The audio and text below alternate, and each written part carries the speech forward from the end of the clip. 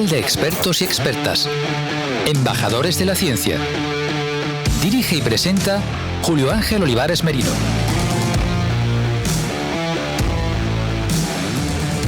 Saludos, ¿qué tal, oyentes de la radio de la Universidad de Jaén, Uniradio Jaén? Seguimos divulgando ciencia a través de las ondas en el 103.9 dial FM, o si nos siguen a través de nuestra página web uniradio.ujaen.es, emisión online. Bien, pues hoy nos ocupa y de alguna forma también nos preocupa, ¿verdad?, la temática que vamos a tratar.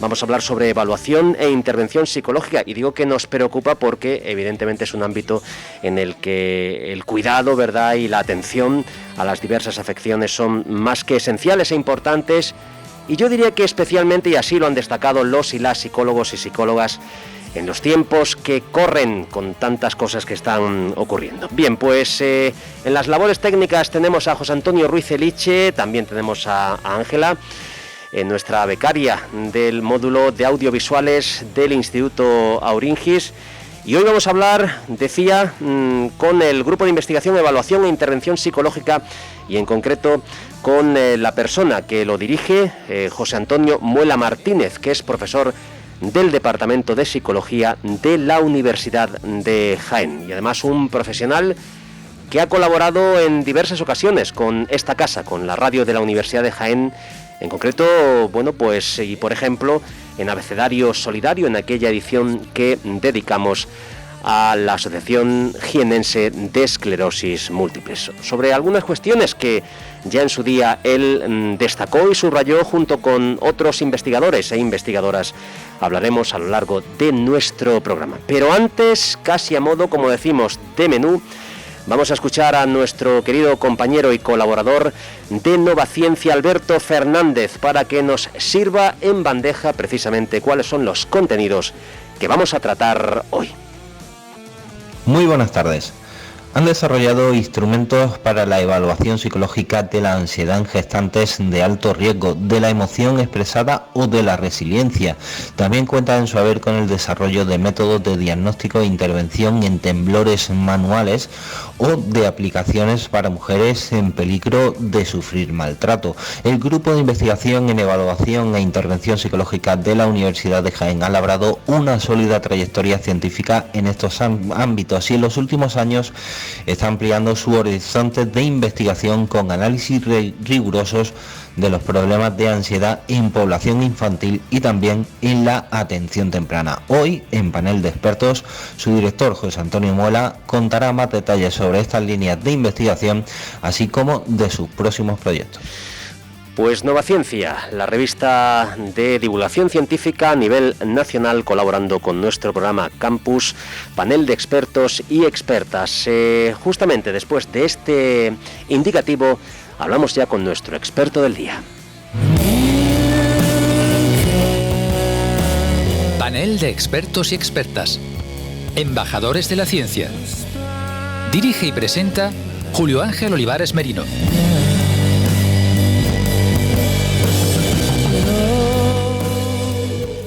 Pues vamos con nuestra labor, la divulgación científica, bueno, una entre tantas aquí en la radio de la Universidad de Jaén, pero esta, desde luego, pilar fundamental. Y hablamos, lo decíamos antes, con un amigo de la casa, ¿verdad?, con un amigo de la radio de la Universidad de Jaén, con José Antonio Muela Martínez. A propósito, se me olvidó decir al principio, José Antonio, ¿qué tal? Buenas tardes. Buenas tardes. Bueno, pues decía que se me había olvidado apuntar que en aquel premio que nos dieron, ¿verdad?, a la radio de la Universidad de Jaén, Cierto. por aquello de Dialogamos, ¿verdad?, en la época de la pandemia, vosotros, el Gabinete de Psicología, elaborasteis los guiones de aquellos microespacios que ofrecíamos, sí, a modo de radioteatro, casi se puede decir. Así que es un premio que compartimos, el premio nacional que nos dieron. Muchísimas gracias por aquello. No, bueno, a vosotros. Vamos a hablar, ¿verdad?, sobre diferentes cuestiones. Lo primero y ante todo, y además insistiendo, ¿verdad?, en esa colaboración que siempre has mantenido y habéis mantenido con la radio de la Universidad de Jaén, ¿cuál es tu valoración de esto que justamente estamos haciendo ahora mismo? Una radio universitaria divulgando ciencia todo aquello que, bueno, pues vosotros en los grupos de investigación universitarios hacéis diariamente, que es justamente eso. Bueno, yo siempre he pensado que las cadenas, las emisoras de radio universitarias, y esta creo que son 11 años lo que lleváis, ¿no? Siempre colabora con los objetivos de la universidad, aunque tenga los suyos propios, obviamente. Pero si la universidad lo suyo es la docencia o formación, la investigación y la transferencia, vosotros, aunque podéis colaborar en los tres, pero básicamente entráis, como tú antes decías, en la difusión, en la transferencia de los conocimientos. Y una cosa importante es que estamos en una sociedad invadidos de información, lo cual no significa que sea buena información. Al revés, cuanta más información tenemos, yo creo que incluso peor. Que si los fake news, que si los bulos, que si las mentiras. Es un alivio poder meterse en un sitio donde sabes que por lo menos la información científica va a estar contrastada, va a ir a las fuentes y cosas como las que se dan en algunas redes, pues eso aquí no se va a encontrar. Aquí no podemos encontrar que, por ejemplo, aquello que se dijo de... Bueno, y era un pensamiento impecable, o sea, si la lejía mata al bicho, pues yo me inyecto lejía y mato al bicho. Claro, en el medio me voy yo por delante. Y alguna gente lo hizo, porque lo oyó en las noticias, incluso algún presidente del país lo dijo. Eso, por ejemplo, ese tipo de cosas se supone que en un sitio serio no va a pasar. También incluso algún tipo de impericia, porque obviamente los periodistas no van a saber de todo. No van a saber de política, no van a saber de ciencia, no van a saber de arte, no van a saber de historia. Entonces ellos transmiten lo que han entendido. Y recuerdo, esto lo pongo como ejemplo en clase, que unos científicos dijeron hace unos años que dormir con una luz por la noche en niños pequeños, en bebés, se relacionaba con tener miopía cuando uno era mayor. Entonces los titulares eran: dormir por la noche con una luz provoca... No habían dicho que provocase nada, simplemente que se relaciona. En ciencia sabemos que cuando hablamos de relaciones no hablamos de causa-efecto. Como si yo dijera, en una ciudad cuantos más prostíbulos hay, más iglesias hay. Y la gente dice, claro, porque le da lástima, le da vergüenza, entonces van a... No, hay más prostíbulos, hay más iglesias porque la ciudad es más grande. Y también hay más tiendas de calcetines y hay más bares, y hay más todo. Entonces esas relaciones muchas veces son artefactos psicológicos. Pero quien no sabe transmitir la información a lo mejor la transmite mal. Eso aquí no va a pasar. Entonces cuando uno se mete en este tipo de radio, de emisora, va con esa tranquilidad. Y yo pienso que la radio universitaria está haciendo una labor muy importante, pero aún le queda mucho más por recorrer. Porque está ahí, ya te digo, con 11 años está iniciando. Y hay un montón de campos por explorar y estáis abiertos. Y además, siguiendo, tenéis siempre la novedad, siempre estáis al puntero. Esto que decías de los microcuentos estos que hicimos, ahí estabais en el momento del confinamiento. O sea, siempre estáis en la punta de lanza. Pues muchísimas gracias por la parte que nos toca, José Antonio. Independientemente de este escaparate, ¿verdad?, el de las radios universitarias, ¿cuáles son esos otros medios o plataformas o, digamos, vías que vosotros consideráis en vuestro grupo de investigación a la hora de divulgar ciencia? Bueno, al principio, como siempre, sota caballo rey. Al principio eran las revistas científicas, que ya veremos que si impacto, que si no impacto, en fin, las revistas científicas, los congresos y poco más, y ahí se quedaba. Y estamos aprendiendo, nosotros también, con el tiempo, que las TIC, las nuevas tecnologías, se están abriendo y nos están dando muchísimas oportunidades. Precisamente tenemos un proyecto, se llama Digitas, que lo dirige una de nuestros miembros del grupo, Lourdes Espinosa, que estamos haciendo un repertorio de recursos, en este caso fundamentalmente basado en problemas emocionales infanto-juveniles. Sobre todo son podcasts, son pequeñas entrevistas, encuestas, cosas que salen en TikTok, en YouTube, para acercarnos más a la gente, para, sobre todo a los jóvenes, llegar a ellos, porque tú a un joven le pones un artículo científico y no lo lee.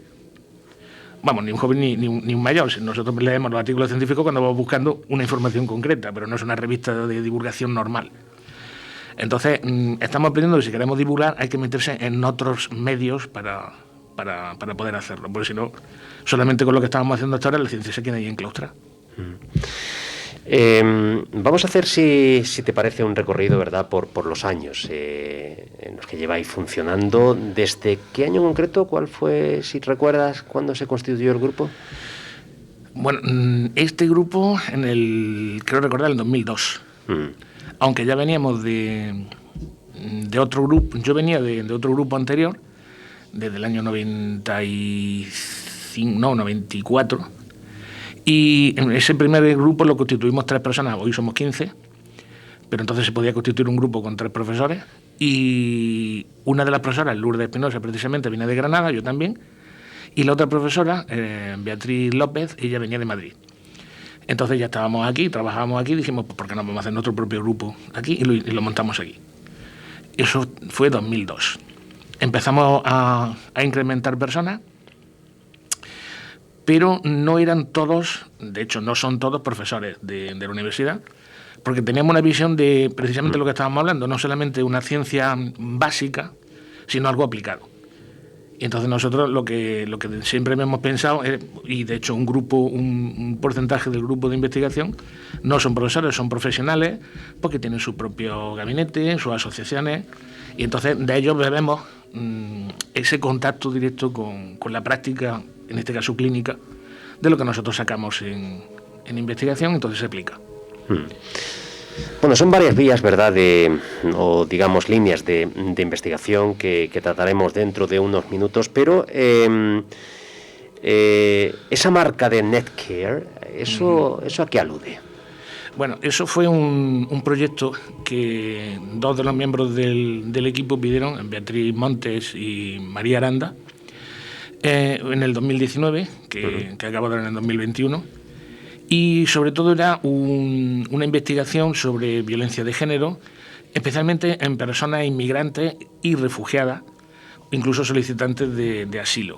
Entonces lo que allá hicieron fue crear una base de datos de recursos con todos los centros que participaron en este proyecto, que no solo eran españoles, había griegos, no sé si también había italianos, y esa base de datos también hicieron una investigación sobre las necesidades de estas personas y elaboraron una guía de buenas prácticas en colaboración con todas las instituciones. Y este tipo de logros yo creo que avalan la calidad del trabajo que se hizo y la consecución del reforzamiento de lo que ellos buscaban, los derechos humanos con estas personas. Recuerdo además que por aquel entonces entrevistamos a Beatriz aquí. Ajá. Y se emitió el programa el 8 de marzo, el Día de la Mujer, efectivamente. No sé si quedó... Creo recordar que por aquello de la pandemia quedó la cosa minimizada de alguna forma, no sé si llegaron a obtener resultados, si se cambió la metodología precisamente por aquello, no recuerdo, algo seguro, me suena, ¿verdad? Eso seguro que sí, porque con todos los proyectos nos ha pasado. Bueno, ya que hablamos de proyectos, José Antonio, bueno, supongo que habéis participado en varios proyectos de investigación, no sé si te gustaría destacar alguno. A lo largo de estos 20 años, pues han sido alrededor de 80 proyectos de investigación, 25 más de innovación docente, y ahora, actualmente estamos en marcha, puedo hablar de unos 3 o 4 proyectos. Uno de ellos lo lleva precisamente Beatriz Montes y María Aranda, que es sobre recursos contra la violencia hacia el colectivo LGTB. Otro de los proyectos lo lleva Auxiliadora Robles, otro miembro del grupo, y trata sobre atención infantil temprana, pero centrada en las familias. En este proyecto quiero recordar que también participa otro de los miembros, Nieves Valencia y David Sánchez Teruel.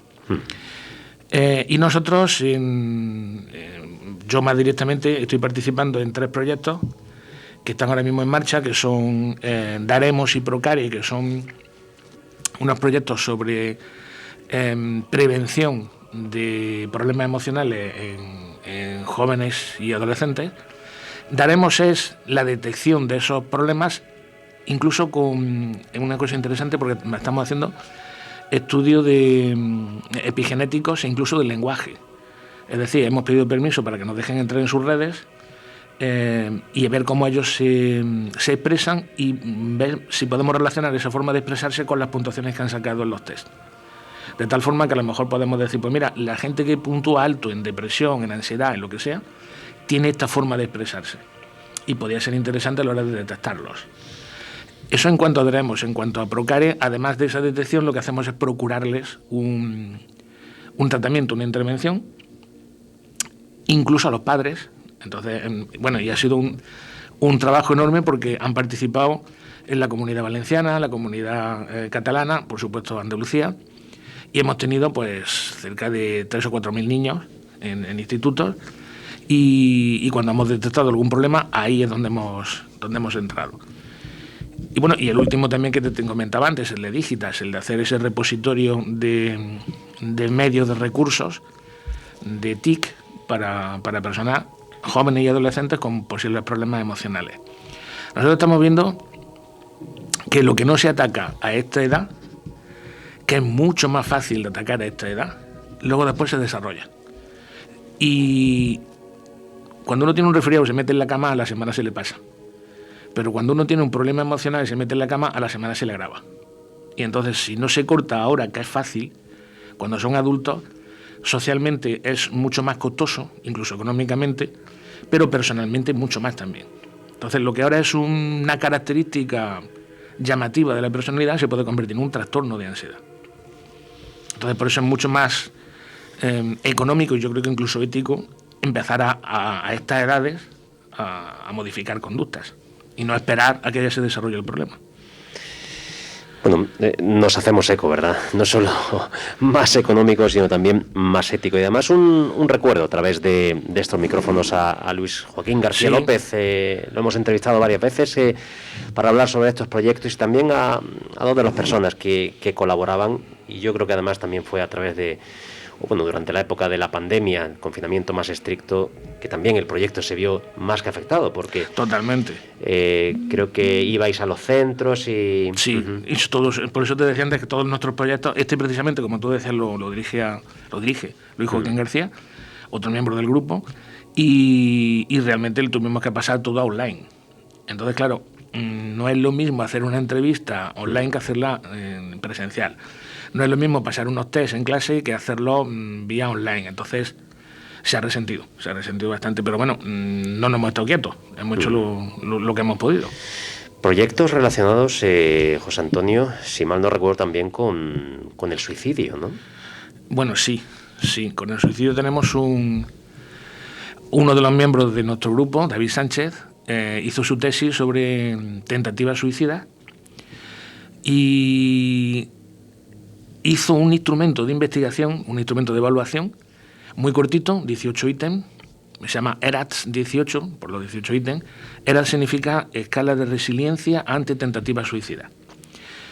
Y vimos que cuando una persona había tenido una tentativa suicida y le pasábamos este test, pues en función de la puntuación que sacaba, me parece que el punto de corte estaba en 16, no recuerdo exactamente, pero bueno, vamos a ponerlo. Si sacaban más de 16 puntos significaba que tenía suficiente resiliencia y sacaban menos de 16 que tenía poca resiliencia. Bien, aquellos que sacaban menos de 16 puntos tenían hasta un 90% más de probabilidades de repetir la tentativa en los próximos 6 meses. Es decir, un instrumento sencillísimo, corto, fácil de aplicar, es capaz de detectar la probabilidad de que en 6 meses esta persona repita tentativa suicida.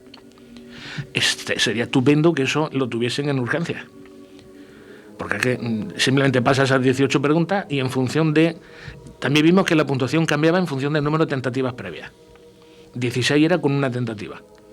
Si habías tenido más tentativas necesitabas más puntuación, porque necesitas más resiliencia para poder resistirte a esa nueva... Tras una tentativa, por lo tanto, lejos de alejarse uno de la intención, ¿se acerca más? Mucho más. Nosotros lo hicimos con todos los hospitales de Jaén, de Jaén, la provincia, no de la capital, Y bueno, teníamos colaboradores en todos los centros y cuando entraba alguien con una autolesión, una tentativa suicida, se le pedía permiso, nos avisaban, y entonces íbamos allí y le pasábamos los cuestionarios. Luego hubo mucho abandono, lógicamente, porque la gente primero no estaba para hacer test, obviamente, y aunque algunos hicieran test, luego no querían hacer seguimiento, con lo que entonces perdimos muchas muestras de esa manera. Pero los que sí siguieron y continuaron fueron con los que hicimos los datos. Cuanto más tentativas suicidas tenían, más probabilidades tenían de una nueva. Incluso la gente que estaba allí, en urgencia, los comentarios eran: este ya ha venido 3 veces, este ya no viene más. Porque ya sabían que lo conseguía. Tarde o temprano se conseguía. ¿Y no hay un seguimiento en este Por lo caso? que nosotros sabemos, los que estaban más tiempo ingresados eran, pues, por ejemplo, si se habían roto una pierna al tirarse de un balcón, o si tenían que hacer un lavado de estómago al haberse tomado algún tipo de pastillas. Pero no tenían, no estaban ingresados por cuestiones psiquiátricas, estaban ingresados por cuestiones físicas. Y con este tipo de instrumentos, por ejemplo, sería muy interesante el hacer una psicoterapia, por ejemplo, fíjate, simplemente en resiliencia, que es lo que se mide, aumentar la resiliencia. También muchos de los que hacían una primera tentativa te decían, no muchos, algunos, te decían, al hacerla me di cuenta que los problemas no eran tan graves, que tenían solución. Claro, cuando la tentativa no es contundente, por ejemplo, unas pastillas, me da tiempo a llamar por teléfono y hacemos un lavado de estómago. Pero si salto por la ventana, ya por mucho que mueva los brazos me voy a estrellar abajo. Entonces, cuando la tentativa es contundente, ahí ya no tiene vuelta atrás. La mayor parte de las tentativas contundentes las hacen los hombres. Las mujeres hacen tentativas en las que les da tiempo. Por ejemplo, las pastillas más típicas de mujeres que de hombres. Saltar, precipitarse, ahorcarse o dispararse con una escopeta es más de hombres. Y en esa tentativa contundente, me viene a la mente la pregunta, ¿también de alguna forma se refleja que una persona puede disimular o puede estar mintiendo para aparentar que está bien, pero tener la idea clarísima de que se pretende o que quiere suicidarse? ¿Tiene esa claridad? Normalmente, y eso despista mucho a las familias, cuando uno parece que está mejor y te dicen, pero si ya estaba mejor, si ya salía, si ya hablaba con los amigos, que hasta ahora estaba acostado en el sofá mirando el techo y daba igual que le encendieran la luz, al abrir la ventana no se movía. Y ahora que empieza a moverse, ha hecho esto. Precisamente cuando se toma la decisión es cuando dices, ya se me acabó el problema. Entonces, no es que te animes, pero ya, bueno, pues me da tiempo o tengo ánimo para despedirme de los amigos, dejar las cosas bien, pero ya tomo la decisión. Lo de llamar la atención a veces ocurre. Yo no me la jugaría. Claro. Si alguien lo dice, no pensamos, está llamando la atención, porque a lo mejor es cierto, pero a lo mejor no. O incluso por llamar la atención se le va la mano y se toma más pastillas de la cuenta, o se tira de una altura más de la que pensaba. O sea que el suicidio es mejor no jugar con eso. Bueno, es un tema realmente escalofriante. Tenemos varios por tratar, pero sí que me gustaría plantearte una última pregunta, porque has dicho despedirse de los amigos y de los familiares. Esto está constatado. Supongo que habrá aquel que no se despide, aquel que premeditadamente se despide, no sé, una carta o deja algún tipo de escrito, o incluso que en su conciencia se despide, aunque las personas que hablan con él no sepan que se está despidiendo. No lo saben. Hay despedidas formales con carta que no son las más. La gente piensa que todo el mundo que se suicida se deja una carta, y no es cierto. La mayoría no lo hacen.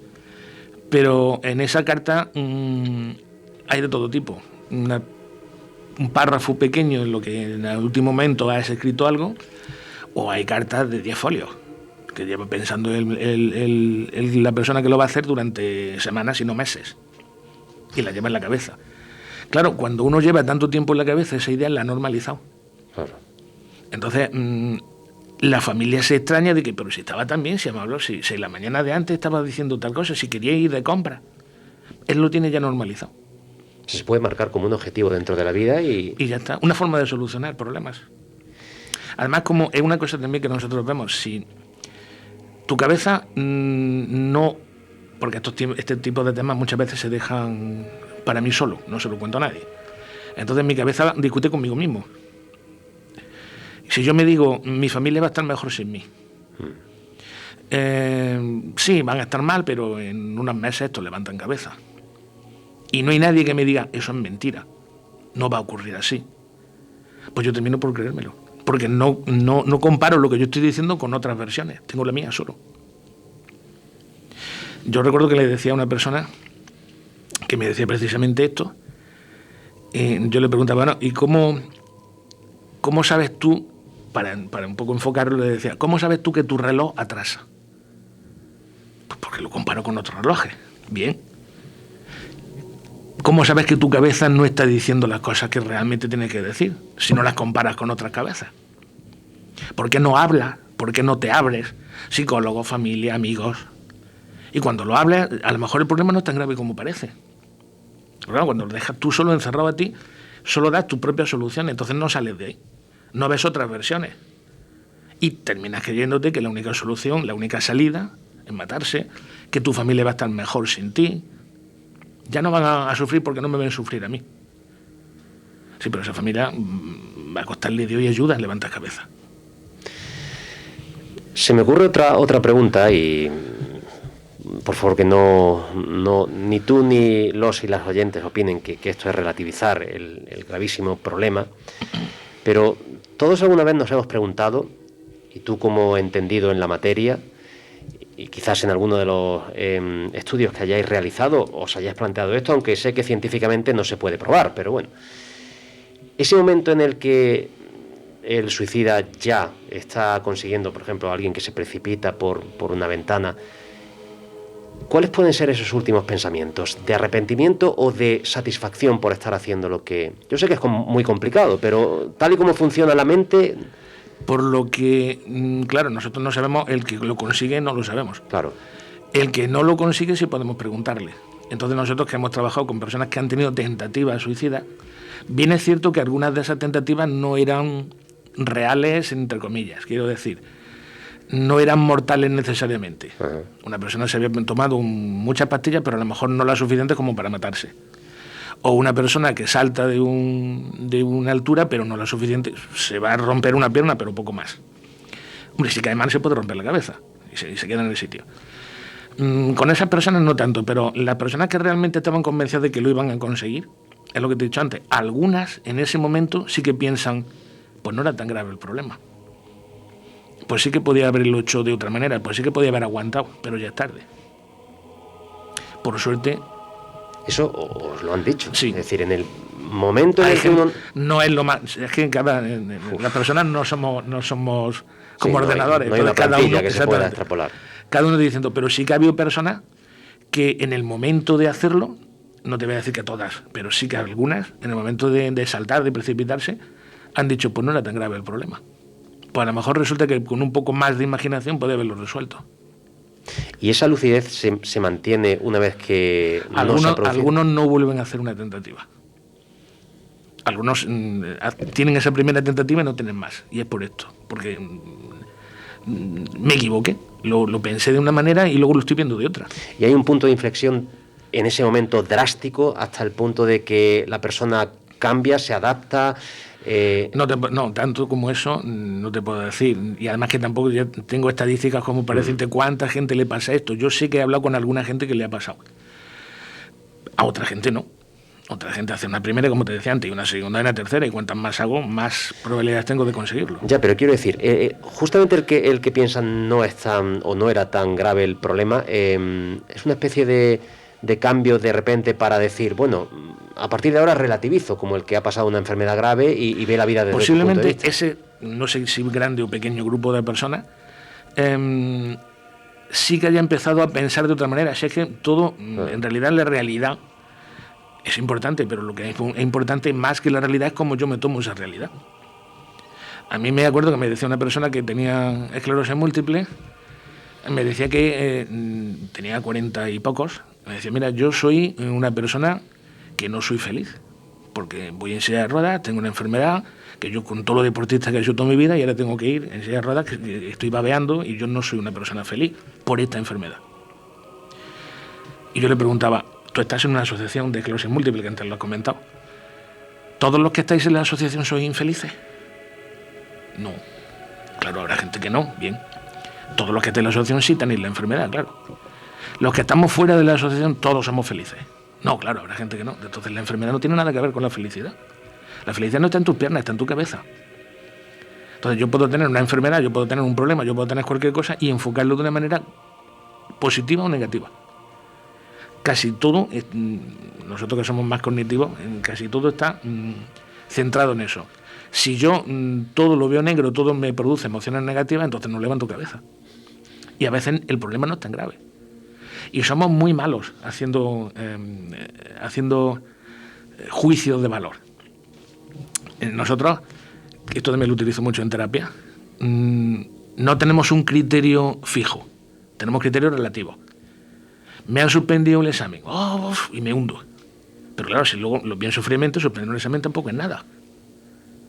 Le pongo ejemplos en clase a la gente, le digo, vosotros imaginad que mañana tenéis un examen.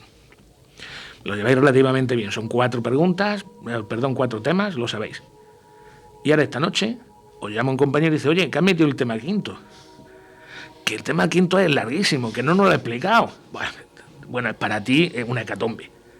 Sales corriendo, ya no duermes, te metes en internet para sacar el tema quinto, que te subes por las paredes, y en ese momento suena el teléfono. Y es tu madre.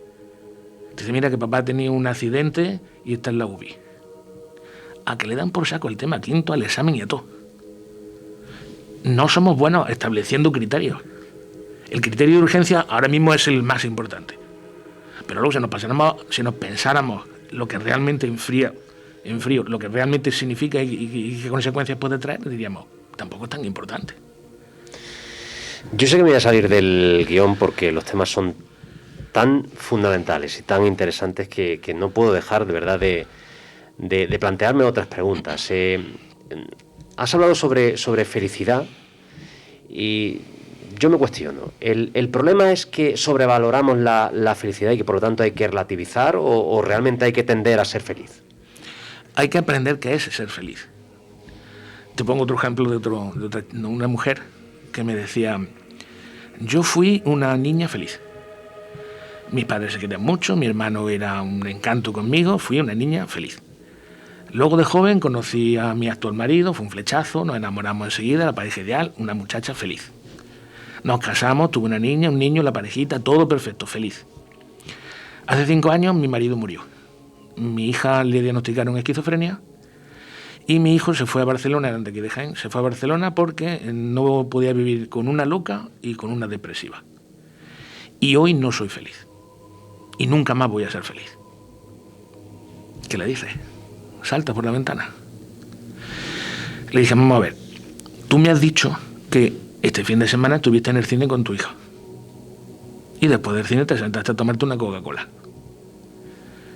¿A qué estabas pensando? Soy viuda, mi hija está loca, mi hijo se ha ido, y yo encima soy viuda y tengo depresión. Pues ese momento, que era un momento de felicidad, lo perdiste. Y tú tenías que haber estado diciendo, qué a gusto estoy con mi hija, qué buena compañía tengo, qué buena película he visto, qué fresquita está la Coca-Cola que me estoy tomando, qué a gusto estoy ahora. Y ese momento hubiera sido de felicidad. La felicidad no es grandes orgías, no es que te toque la lotería, son esos pequeños momentos que no pierdes. Y le dije, y ten cuidado porque mañana vas a tener otro, no lo pierdas. Si nosotros en español tenemos 2 verbos, el ser y el estar, que en otros idiomas no tienen, solo tienen uno. Ya que los tenemos, no los confundamos. No se trata de ser feliz, pues nadie es feliz, pero todos podemos estar felices. En este momento yo puedo estar feliz, esto es un momento agradable, tal y cual, disfrútalo. Y cuando tengas esa oportunidad de disfrutarlo, hazlo. Esta gente que se come una hamburguesa rápido de pie porque mirándose el reloj que tengo que irme. No, siéntate, ponte música, disfrútala, qué rica está, qué buena. Y no pienses en otra cosa, disfruta lo que estás haciendo, aunque sea una hamburguesa.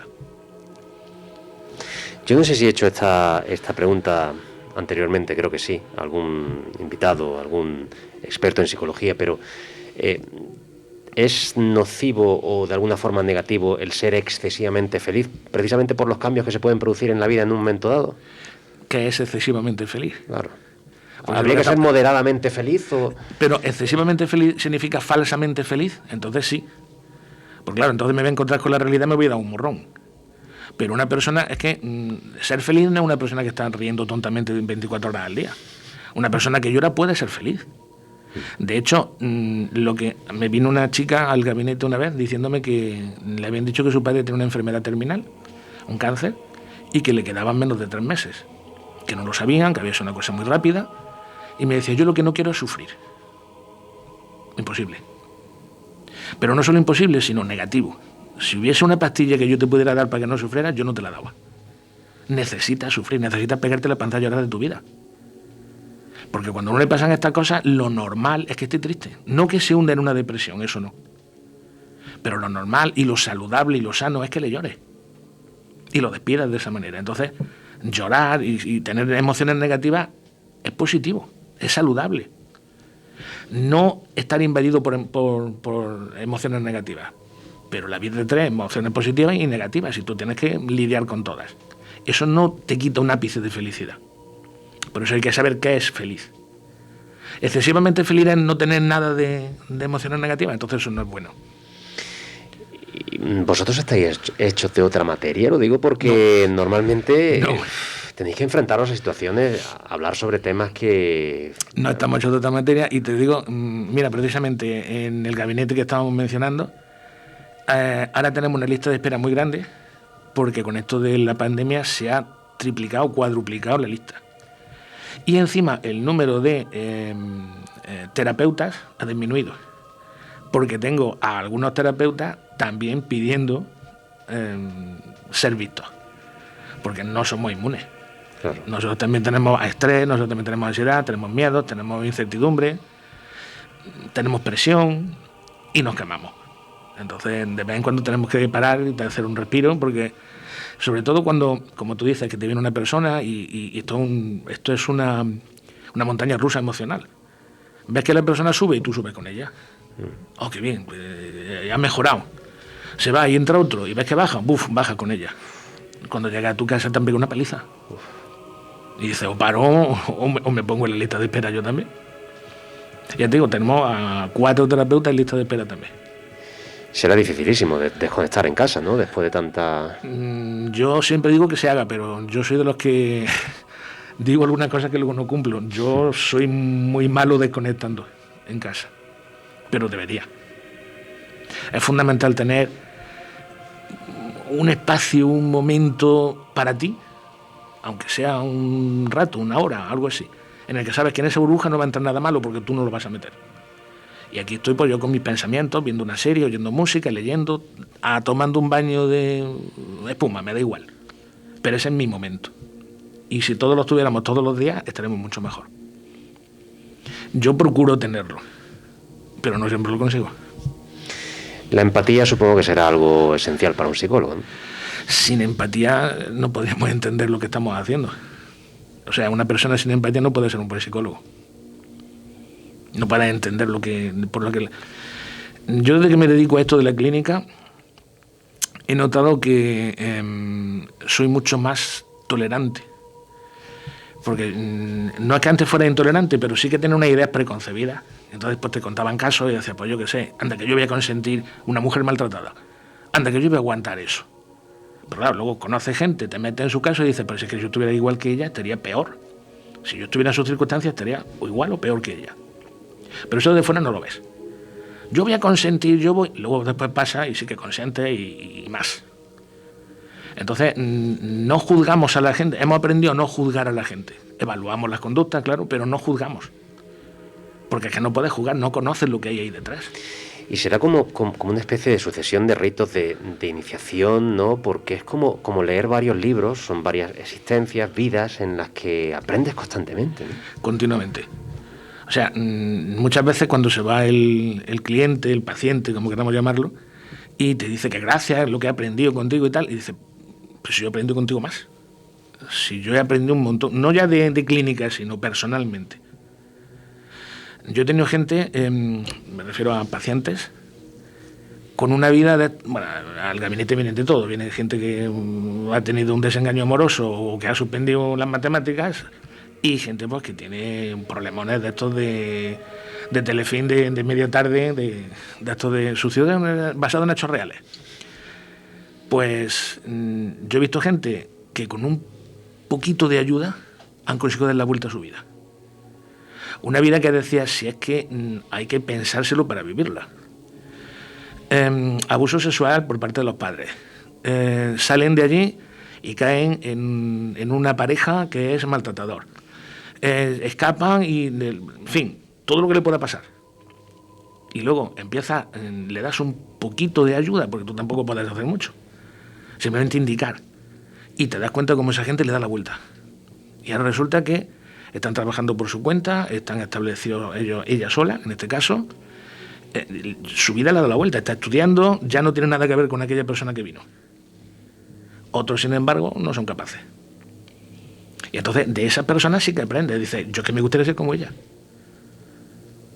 Nuevamente volvemos a esa imposibilidad de la plantilla aplicada a todos, pero una persona como el caso que tú acabas de comentar, que ha pasado por tanto y que todavía es capaz de resistir, ¿es más fuerte que otra que no lo haya pasado y que de repente tenga... A veces sí, son personas que maduran, hay otras personas que no, pero a veces sí, porque a la fuerza maduran. Normalmente, aunque no haya una plantilla, sí que hay algunos patrones que se repiten. Entonces, por ejemplo, una persona que ha sufrido maltrato, abuso, etcétera, etcétera, normalmente una persona muy desconfiada de los demás, lógicamente. Ellos pensarán, pues si la persona que más me quiere me ha hecho esto, una que no conozco, ¿qué me va a hacer? Y son de las personas que te dicen, cuando te acercas con buenas intenciones, te dicen, algo quiere. Esta persona quiere algo, sacar de mí, porque no es normal que venga con buenas intenciones. Incluso se echan las culpas a ellos. Si me ha pasado tanto, a lo mejor resulta que yo tendré algo especial que lo merezco. Incluso de forma inconsciente se creen que merecen esos castigos, incluso los buscan. Eso explicaría por qué esa casualidad, entre comillas, de tanto repetir, oye, salgo de un maltratador, ¿no? Y vuelvo. Que asume, efectivamente. Entonces voy buscando a alguien que me dé lo que yo merezco, que es castigo, que es desprecio, porque yo en el fondo merezco eso, porque en el fondo me odio. No de forma consciente, pero de forma inconsciente me odio. Y entonces voy buscando situaciones en las que realmente me salgan mal las cosas, porque me lo merezco, un castigo. Entonces cambiar eso es complicado. Si consigues cambiar eso, entonces la gente sube, que es lo que te he dicho del primer caso. Hay otros que no. Hay otros que se encierran allí, se hunden y no son capaces de salir. Se dan los casos de personas que son maltratadas psicológica, físicamente, y que de alguna forma por intentar recuperar asertividad también maltratan a otros por sentirse por encima. Hay personas, hay yo creo que es un mito, que te dicen niño maltratado, adulto maltratador. Y no es cierto. El niño maltratado no se convierte indefectiblemente en un maltratador de adulto. Hay un porcentaje, un 10%, el 90% no. Lo que sí es cierto es al revés. Es decir, la mayoría de los adultos maltratadores fueron niños maltratados. O sea, se da en una dirección pero no en la otra. Yo no puedo predecir que este niño va a ser maltratador porque haya sido maltratado, pero sí que puedo predecir que este adulto maltratador fue un niño maltratado, casi seguro. Entonces, se da en una dirección pero no en otra. Intentan darle la vuelta, intentan compensar de alguna forma. Yo creo que es que falta empatía. Entonces ellos lo que dicen es, si a mí me lo han hecho, pues yo lo hago. Si yo he pasado por aquí, pues que otro pase. Y es raro que no tenga empatía porque lo ha sufrido. Pero te distancias tanto de ese dolor que ni siquiera te planteas que otra persona pueda tenerlo. Pero que otro lo pase significa, voy a estar yo en el lado, digamos, en la jerarquía, efectivamente, por encima de, o es una especie de revancha también. No te sé decir si es revancha, y tampoco estoy seguro de que esté en la jerarquía alta, porque normalmente los maltratadores suelen tener muy mala opinión de sí mismos. Anda. no son gente segura, porque si no, no necesitarían ese maltrato. Es decir, ¿por qué tengo yo que obligar a mi pareja a que esté conmigo? Porque me da miedo que se escape si la dejo libre. Entonces, que no tengo confianza en mí. ¿Por qué tengo que tenerla atada? Porque si la tengo libre se va. Entonces, ¿qué clase de relación espero tener con ella? Y claro, cuanto más hundo a mi pareja, más me hundo yo. Porque tú eres un inútil, tú no sirves para nada. Y luego yo digo, ¿y yo qué hago con un inútil que no sirve para nada? ¿No puedo yo aspirar a algo mejor? Entonces, cada vez que la hundo a ella, me estoy hundiendo yo. Entonces, normalmente los maltratadores no son gente segura, gente con alta autoestima, al revés. Por eso han sido maltratados. Los maltratados suelen tener baja autoestima. Y es verdad, como dicen, que el que es maltratado es también culpable. ¿De qué? ¿De su maltrato? ¿Por permitir? No, eso es lo que decía antes, que es lo que podíamos pensar como mito. Decía antes que yo solo voy a consentir. Claro que lo consiente. Y no solo eso, sino que yo he visto cosas, piruetas psicológicas, para explicar lo que dicen, madre mía. Gente, por ejemplo, que me decía, yo era de las niñas que salía a jugar a la calle y luego los padres empezaban con las compañeras, venga niña a comer, y se iban todas y yo me quedaba solo porque mis padres no salían a por mí. Y yo deseaba que mis padres salieran a regañarme delante de los demás, para que los demás vieran que mis padres se ocupaban de mí. Y entonces provocaba a los padres para que les regañaran, los padres pasaban de ella, eran negligentes. Pero ella hubiera deseado que sus padres le regañaran delante de lo que nadie desea, ¿no? O sea que muchas veces dice, qué compleja es la motivación humana para conseguir algunos objetivos. ¿Que ellos sean culpables de su maltrato? No, nunca. Lo que sí es cierto es que a veces lo pueden facilitar de forma inconsciente. Creo que era Martin Luther King el que decía, si no quieres que se te suban a la espalda, no camines encorvado. Entonces, pues si tú caminas encorvado, pues se te van a subir a la espalda. Una persona que es sumisa, una persona que es apocada, que es introvertida, no es culpable de lo que le pase, obviamente, pero tiene más probabilidad de que le pase que una persona que es más dominante, que es más directiva, que es más extravertida. Bueno, estamos consumiendo los minutos de entrevista. Tenemos muchas cuestiones de las que hablar, pero no te preocupes. La conversación me parece tan fructífera, ¿verdad? Y tan gratificante que hace unos días acudía al taller y me decía el chico, ¿verdad? Que finalmente arregló mi coche. Yo le preguntaba por la situación actual. Todo el mundo piensa que el mundo está patas arriba. Cuando no salimos de una ya hemos entrado de otra o en otra. Y él me decía, pues mira, yo constato que durante la pandemia la gente estaba como más asolada y tal, más sombría, tal, pero ahora noto que la gente vive al día, porque hay tantas cosas que pueden suceder malas, que si un misil, que si no sé qué, que si no sé cuánto. ¿Vosotros, los psicólogos, habéis constatado esto? Es decir, porque parece que estamos bajo una nube negra, son tiempos oscuros. Esto nos afecta a todos, parece que estamos todos un poco para allá, como se suele decir, ¿no? Sí. Pero al mismo tiempo es... Yo pienso, ¿no? Y te lo he dicho antes, lo del gabinete que se ha cuadruplicado las peticiones, yo pienso que no hemos dado cuenta de que las cosas no son tan seguras como pensábamos. Claro. Es que antes tú ni se te ocurría la posibilidad... Vamos, esto nos dicen que íbamos a estar haciendo una entrevista con mascarilla hace 2 años... Y no nos lo hubiéramos reído. Que hubiera habido guerra en las puertas de Europa, el volcán, sé que nos está pasando todo, hasta la calima. Hasta Will Smith le da un guantazo a alguien esta madrugada y dice, ¿qué está pasando? Entonces, nada de lo que estaba establecido como seguro, que nadie ponía en duda, ahora empieza a decir, pues será que no es cierto todo. Yo era de los que estaba convencido de que tenemos la mejor sanidad del mundo, porque lo había oído decir 70 veces. Cuando vi a las enfermeras, creo que eran de Getafe, con una bolsa de basura cubriéndose, dije, pues a lo mejor la sanidad no es tan buena. No los profesionales, sino los medios. A lo mejor no somos tan punteros en el mundo como están diciendo. Y claro, si pasa eso, ya empieza a dudar. Lo que pasó con Galileo y su telescopio, se puso a mirar al cielo en vez de mirar a las vecinas, pues se puso a mirar al cielo. Y entonces se dio cuenta que había 4 puntitos que nadie había visto antes, en Júpiter, que eran los satélites, que daban vuelta alrededor de Júpiter. Y dijo, anda, pero si todo daba vuelta alrededor de la Tierra, hay cosas que no dan vuelta alrededor de la Tierra. Y dijo, ¿y si nada diera vuelta alrededor de la Tierra? Y ahí dio la vuelta. Bueno, nosotros estamos diciendo algo parecido. Todo estaba establecido.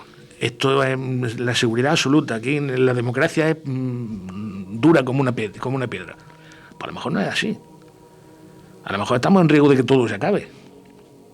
No somos conscientes de que abras un grifo y salga agua, pues no te lo aseguran siempre. Y ahora hemos empezado a pensar incluso eso. Antes que si hay un apagón no vamos a tener ni agua en los grifos. Pero llegamos incluso y nos fijamos en los periódicos y tal. Primero en portada la pandemia, después pasa la guerra, de la guerra pasa a la huelga de transporte. Vamos como normalizando todo, ¿no? Todo se normaliza. Yo recuerdo cuando era joven, en los años 80, los años de plomo que se dicen, que cada día había el asesinato de... Exacto. Bueno, los primeros días es que nos subíamos por las paredes, y yo era un niño entonces. Y cuando hubo tregua, al primer asesinato después de la tregua volvió a horrorizarnos. Claro. Sin embargo, los últimos asesinatos antes de la tregua pues eran cotidianos. Sí. Bueno, han matado a uno. Y no le damos más importancia. La guerra en Ucrania. Llevamos 30 días, 30 y tantos. Si esto se prolonga, ojalá que no, pero si esto se prolonga, con el tiempo los niños se pondrán a jugar al balón entre los escombros. Se acostumbra la gente, el ser humano, por suerte, nos acostumbramos a todo. Pero al principio nos cuesta. Y sobre todo, cuando nuestra costumbre es lo bien que está todo, pues cuando empieza algo a fallar, entonces nos echamos a temblar. Pero sobre todo lo que nos da miedo es el cambio. Nosotros estamos acostumbrados... En la historia, una cosa, también la cuento en el gabinete, la historia del pajarito que vive en un árbol muerto. ¿La conoces? Casi todo el mundo dice, no la conozco. Pues mira, es un pajarito, esto parece Barrio Sésamo, que vive en un árbol muerto, y los demás pajaritos le dicen, pero no seas tonto, ¿no ves que aquí no tienes sombra? Cuando hace sol te torra, cuando llueve te moja, no hay hojas que te protejan, no hay frutos para comer. Un árbol muerto. ¿Por qué vive aquí cuando puede irte a uno frondoso? Y él decía, sí, lo entiendo, pero es que estoy acostumbrado. No quiero dar el paso para dar cambio. Las mujeres cuando dicen de divorciarse, o los hombres, pero yo lo he visto en mujeres, se divorcian y te dicen, esto tenía que haberlo hecho hace 5 años. Pero anda que no le di vuelta. No querían ese cambio. Y sin embargo el cambio es a mejor. Pero nos horrorizan los cambios. Una vez que nos hemos acostumbrado, ahí nos quedamos. Y estamos acostumbrados a esto. A que nosotros no tenemos que hacer nada por nuestra sociedad. Nuestra sociedad solo le pedimos, dame democracia, dame libertad, dame agua en el grifo. ¿Pero tú qué haces? No, yo nada, yo tengo derecho. Sí, pero ¿y tus deberes? No hay. Nos hemos acostumbrado que no hay. Y ahora cuando nos lo piden, nos viene muy cuesta arriba. Tú hablabas sobre estos tiempos, ¿verdad?, que corren, que de repente nos arrebatan esa certidumbre que teníamos, la seguridad y tal. De alguna forma esto también se puede aplicar al tema de, no sé si llamarlo, porque hemos aprendido a lo largo de todas las ediciones de Abecedario Solidario, no se le llama enfermedad mental, ¿no? Se le llama... No. Es que enfermedad da la sensación de que es algo físico. Exacto. Pero no lo es, para nada. Cuando tenemos la certidumbre absoluta de que a nosotros no nos va a pasar eso, en cualquier momento nuestra mente puede hacer así, ¿no? No es tan rápido, pero sí que es posible que ante, sobre todo, una situación estresante, una situación que nos enseñe la vulnerabilidad en la que estamos, pues entonces nos derrumbemos. Y como siempre digo, si tú te tiras al suelo y te metes debajo de la cama, el miedo es muy grande, porque lo ves desde abajo. Pero si tú sales debajo de la cama y te pones de pie al lado del miedo, a lo mejor resulta que el miedo te llega por la barbilla, pero tú lo ves desde abajo. Entonces lo que no podemos hacer es derrumbarnos. Porque cuando tiramos la toalla, eso es lo peor que se puede hacer. Cuando yo sé que no puedo hacer nada, entonces ni lo intento. Entonces hay que estar siempre intentándolo, estar siempre y no darse por vencido, porque entonces ya se acabó la pelea. Que también es una forma de acomodarse, ¿no?, al miedo. Sí. La única forma de vencer el miedo, la única es enfrentarse a él. Si no te enfrentas al miedo, el miedo te vence, siempre. Y estamos muy cómodos, no nos enfrentamos al miedo, pensamos que otro tiene que enfrentarse por nosotros. Pero en todo, ¿eh? No me refiero ya a que los americanos vengan con los... Me refiero A mí me llegó una chica una vez al despacho, y esta no era paciente, era alumna, antigua alumna, y me dijo que resulta, esto fue mucho antes de la pandemia, que resulta que me gradúo dentro de un par de semanas. Ah, pues enhorabuena. Sí, pero es que yo no me gradúo porque yo no estoy en cuarto, estoy en segundo. Entonces, ¿cómo te vas a graduar? No, es que mis padres no lo saben. Uf. Y mi madre se ha comprometido. ¿Qué hacemos? Pero espérate, ¿cómo que qué hacemos? Yo tengo que hacer algo. Ahí está la cosa, ¿qué hacemos? Yo tengo un problema, vamos a resolverlo entre todos. No, perdona. A lo mejor tendrías que decirle a tu madre desde el principio, mamá, que te he mentido. Enfréntate. No nos enfrentamos. Tenemos un problema, que todo el mundo nos lo solucione. Y ese ejemplo es, en realidad, es para todo y para todos. Estamos acostumbrados a que todo el mundo nos resuelva el problema. Y también quizás los hay que están acostumbrados a resolver el problema de los demás y no resuelven los suyos propios. Bueno, esos son algunos que dan muchos consejos a lo mejor, pero luego para ellos no tienen. Y lo malo de esa gente es que encima se enfadan si no sigue su consejo. Entonces, mira, déjate de consejo, que cada uno lo haga como pueda. Normalmente cuando alguien viene al gabinete pidiendo ayuda es porque la necesita. Aquí, al ser gratuito, no. Entonces viene mucha gente, como te he dicho antes, por cosas sin importancia. Pero viene mucha gente con cosas muy importantes. Y cuando vienen, normalmente vienen tarde. Le han dado muchas vueltas. Es como cuando va uno al dentista, uno va al dentista cuando ya le duele mucho el diente. O al oculista cuando ya ve muy mal. Cuando empieza a ver mal, hace así con los ojillos, empieza a tocar el trombón con el brazo para alejarse. Pero no va. Con el psicólogo pasa igual. Aguanto hasta que ya no puedo aguantar más. Entonces suelen venir ya muy mal. Y muchas veces se encuentran con estas personas que te dan consejos de sobre de azúcar de cafetería, estos de libros que no sirven para nada, que son muy generales, que suenan muy bien, pero realmente no sirven para nada. Bueno, supongo que estáis sufriendo una situación ahora desconozco si... Pero habrá algunos que se llaman coach, que no tienen titulación, ¿no? Y ahí... Sí, puede ser coach cualquiera. Bueno, mientras repitan cosas y no se metan en follones y no traten a gente clínica, pues mira, pues son cosas, como ya te digo, que te las vas a encontrar hasta en los sobres de azúcar de las cafeterías. Bueno, frases muy bonitas que ha dicho fulano, mengano, muy bien. Pero así no se enfrenta uno a alguien con depresión, con una fobia, con una ansiedad social, así no se enfrenta uno a eso. Porque a mí me da muchísimo miedo el término influencer, ya no solo de moda y tal, sino de estilo de vida. Yo pedía a un profesor de autoescuela que me enseñara a conducir, no a alguien que no... Claro. Esos magos no ya los influencers, sino cualquiera que escriba en redes sociales, es que hay redes sociales que apoyan el suicidio. Es que hay redes sociales que apoyan la anorexia. Había redes sociales que apoyaban la pederastía, escritas por los propios pederastas, y entre ellos se decían una carta a los padres. ¿Pero cómo te atreves tú a hacer una carta a los padres? Y decían, nosotros sí que amamos a vuestros hijos porque les enseñamos las cosas de la vida. Eso para pillarte en un callejón oscuro y darte una paliza, hombre, ¿qué dices? Las redes son muy peligrosas para alguien que va sin criterio.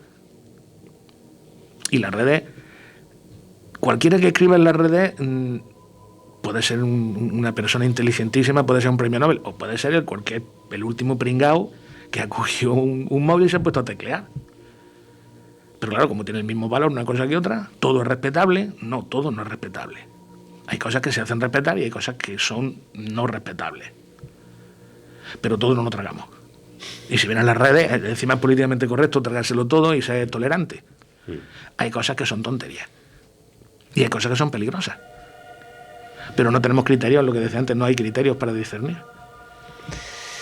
Bueno, pues yo creo que ha sido el panel de expertos y expertas que... Bueno, lo he disfrutado muchísimo, que menos he seguido aquí, efectivamente. No ha habido necesidad, porque los temas han sido tan sumamente interesantes, y no solo eso, nos da excusa, José Antonio, para seguir, porque íbamos a hablar sobre esquizofrenia, íbamos a hablar sobre tantos temas, ¿verdad? Sí. Y todas estas cuestiones que son tan sumamente interesantes para los y las oyentes de la radio de la Universidad de Jaén. José Antonio Muela Martínez, ha sido un verdadero placer tenerte Igualmente. aquí en los micrófonos Igualmente. de la Radio Universitaria. Gracias por estar siempre. A vosotros que te siempre. llamamos. José Antonio Ruiz estuvo en las labores técnicas y Ángela también, pues ahí, con las labores de aprendizaje y por supuesto ya pronto, seguro que poniéndose a los mandos. Nada, ha sido un placer, oyentes de la radio de la Universidad de Jaén. Seguimos aquí, divulgando ciencia en la Radio Universitaria. Que seáis felices. Panel de expertos y expertas. Embajadores de la ciencia. Dirige y presenta Julio Ángel Olivares Merino.